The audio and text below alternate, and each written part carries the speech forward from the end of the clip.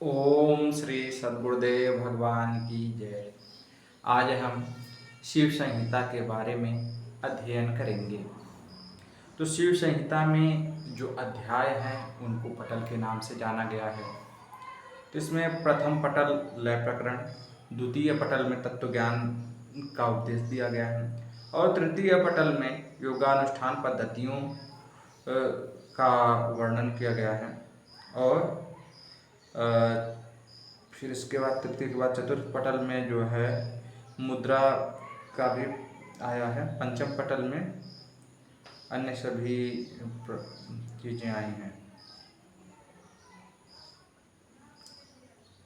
तो इस चौखंबा प्रकाशन के द्वारा यह बुक प्रकाशित हुई है और इसमें आगे इन्होंने तो कुछ और इंक्लूड नहीं किया है।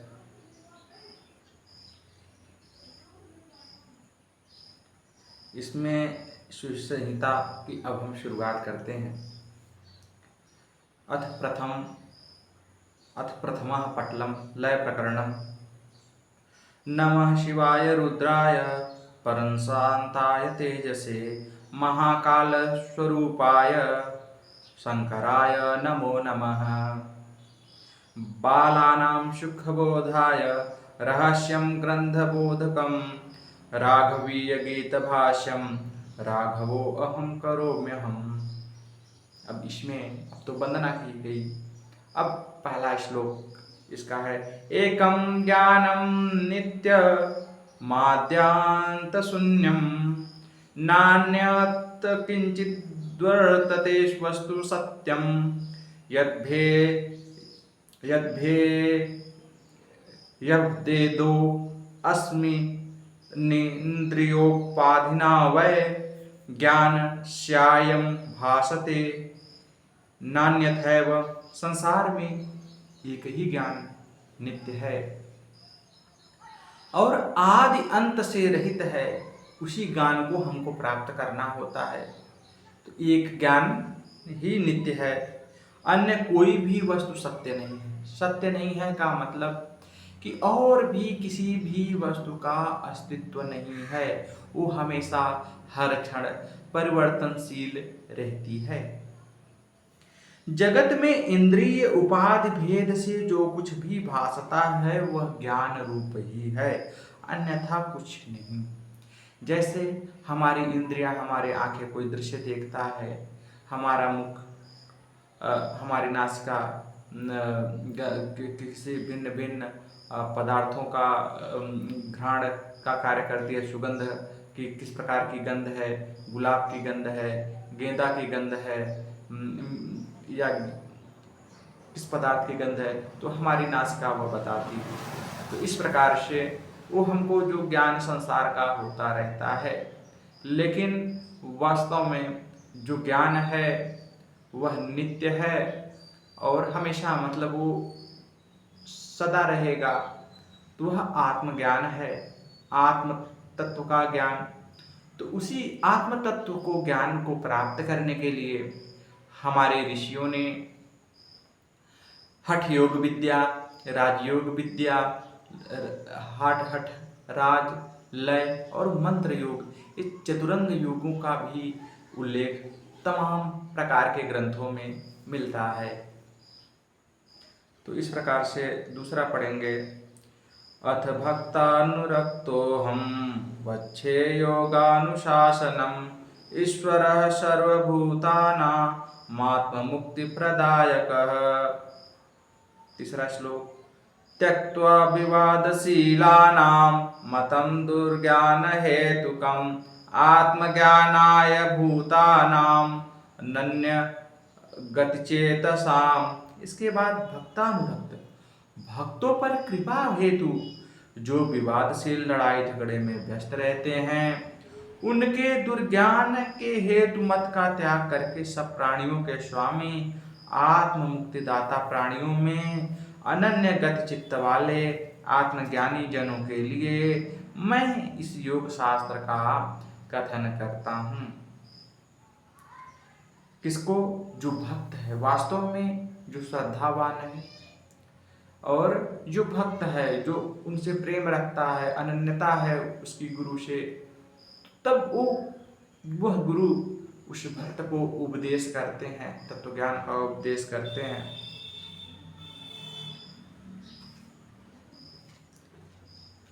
ये अनन्य गति, प्राणियों में अनन्य गति चित्त वाले आत्मज्ञानी जनों के लिए मैं इस योग शास्त्र का कथन करता हूँ।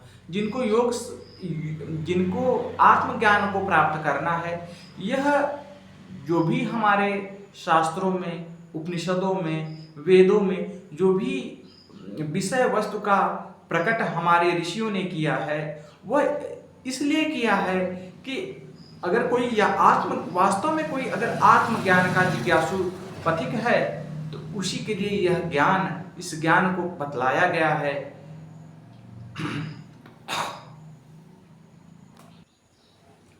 अब चौथा श्लोक। सत्यम केचित् प्रशंसन्ति तपः शौचं तथा परे, क्षमां केचित् प्रशंसन्ति तथैव सम्मार्जवम्। कुछ लोग सत्य की प्रशंसा करते हैं, उनका ऐसा मत होता है कि सत्य बोलो, सच्चाई के साथ रहो, सत्य पर चलो जो सदा शाश्वत है। कुछ लोग कहते हैं कि तप करो, तमाम प्रकार के तप बताए गए हैं, दैहिक, दैविक, भौतिक तप के भी तमाम मन, वचन और कर्म से भी तप होता है। तो अनेक अनेक ग्रंथों में बहुत प्रकार से तप का वर्णन है। और कुछ लोग शौच की प्रशंसा करते हैं कि व्यक्ति को बहुत ही शुचितापूर्वक रहना चाहिए, अपने अंतःकरण को पवित्र बनाना चाहिए और बाह्य प्रकार से भी शुद्धि रखनी चाहिए। बाह्य आभ्यंतर शुचि का वर्णन योग दर्शन में भी आया है। तो अन्य भी जो भी योग शास्त्र हैं अथवा जो भी ग्रंथ हैं, सभी ग्रंथों में जहाँ तक है ये विशद वर्णन आता है। तो कुछ लोग क्षमा की बात करते हैं कि भाई हमको क्षमाशील होना चाहिए, और तो ये सब तमाम प्रकार की विषय वस्तु रहती हैं। कुछ समानता की और कुछ आर्जव यानी कि सरलता की प्रशंसा करते हैं। केचित् दानं प्रशंसन्ते पितृकर्म तथा परे, केचित् कर्म प्रशंसन्ति केचित् वैराग्यमुत्तमम्। श्लोक 5। कुछ लोग दान की, कुछ लोग श्राद्ध कर्म, श्राद्ध कर्म, कुछ कर्मयोग और कुछ वैराग्य भाव को उत्तम कहते हैं। तमाम प्रकार के मत हैं, कुछ किसी को उत्तम बताते हैं, कुछ किसी को उत्तम बताते हैं। छठा श्लोक है। केचित् गृहस्थ कर्माणि प्रशंसन्ति विचक्षणा, अग्निहोत्रदिकं कर्म तथा केचित् परम विदु। कुछ लोग गृहस्थ कर्म को श्रेष्ठ मानते हैं, तो कुछ लोग अग्निहोत्र कर्म को श्रेष्ठ मानते हैं। सबके अपने मत हैं। आप यदि कहीं भी साधारण आप भी जाएंगे संसार में, तो लोग कहेंगे कि भैया गृहस्थ कर्म, गृहस्थ आश्रम का जो कर्म है वो श्रेष्ठ है। तो 7वां श्लोक में कहते हैं, मंत्र योगम प्रशंसन्ते केचित् तीर्थानुसेवनम्, एवं बहुनुपायास्तु प्रवदन्ति विमुक्तये। बहुत से लोग मंत्र योग की कोई प्रशंसा करता है, कुछ तीर्थों में दर्शन का, वहाँ पुण्य, दान पुण्य का कुछ लोग पुण्य मानते हैं। तो इस प्रकार से बहुत सारे जो मुक्ति के जो उपाय हैं, जो मोक्ष प्राप्त करने के जो उपाय हैं, तमाम प्रकार के ग्रंथों में और विद्वानों द्वारा तमाम प्रकार से बताया गया है। 8वें श्लोक में कहते हैं, एवं व्यवसिता लोके कृत्याकृत्य विदो जना, व्यामोहमेव गच्छन्ति विमुक्ता पाप कर्म भी। इस प्रकार संसार में करणीय अकरणीय कर्मों को जानने वाले लोग जो है पाप कर्मों से मुक्त होकर भी मोह भाव को भी प्राप्त हो जाते हैं, मोह को प्राप्त हो जाते हैं। फिर भी एतन्मतावलम्बी यो लब्ध्वा दुरितपुण्यके भ्रमतीत्यवशः सोऽत्र जन्म मृत्यु परंपराम। जो मनुष्य पाप पुण्य वाले इस मत में आश्रित होकर रहता है, इसी संसार में पुनः पुनः जन्म मृत्यु की परंपरा में ही भ्रमण करता रहता है। 10वां श्लोक। अन्यैर्मतिमतां श्रेष्ठैर्गुप्ता लोकन तत्परैः आत्मानो बहवः प्रोक्ता नित्या सर्वगतास्तथा। कुछ बुद्धिमानों में श्रेष्ठ और गुप्त विषयों को के देखने में तत्पर रहने वालों के द्वारा आत्माएं बहुत हैं, नित्य हैं, सर्वव्यापक है, ऐसा कहा जाता है। यद प्रत्यक्ष विषयम तदन्य नास्ति चक्षते कुत स्वर्गादयः सन्ति त्यन्ये निश्चित मानसा। जो प्रत्यक्ष विषय है, जो उससे अन्य कुछ नहीं है, तथा स्वर्ग कहाँ है, ऐसा भी बहुत से लोग कहते हैं। कहाँ स्वर्ग है? संसार को ही सब कुछ मान लेते हैं। ज्ञान प्रवाह इत्यन्ते शून्यम केचित् परम विदो द्वावेव तत्त्वं मन्यन्ते अपरे प्रकृति पुरुष। 12वां श्लोक।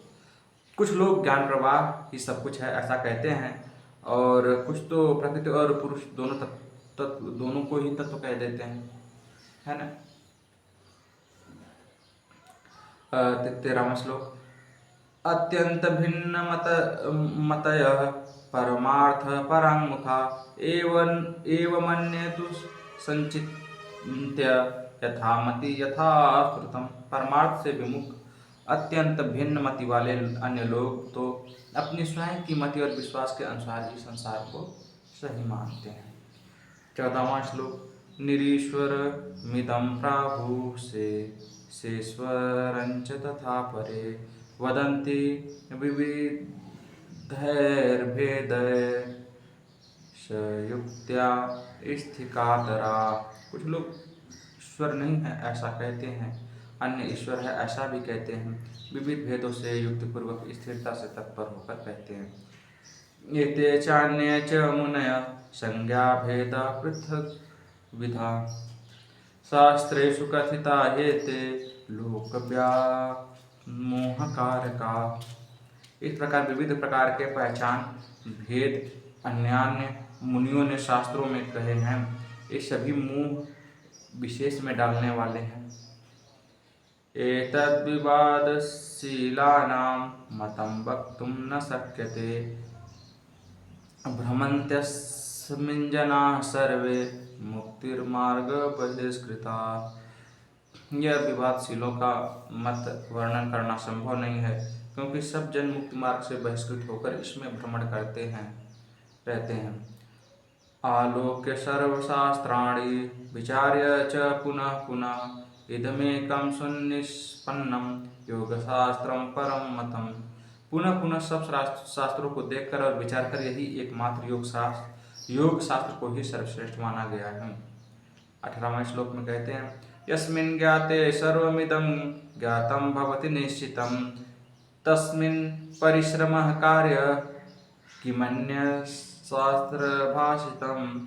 जिसके जानने पर सब कुछ निश्चित और ज्ञात हो जाता है, उसी में श्रम करना चाहिए, अन्य शास्त्रों के कथन से क्या लेना देना है।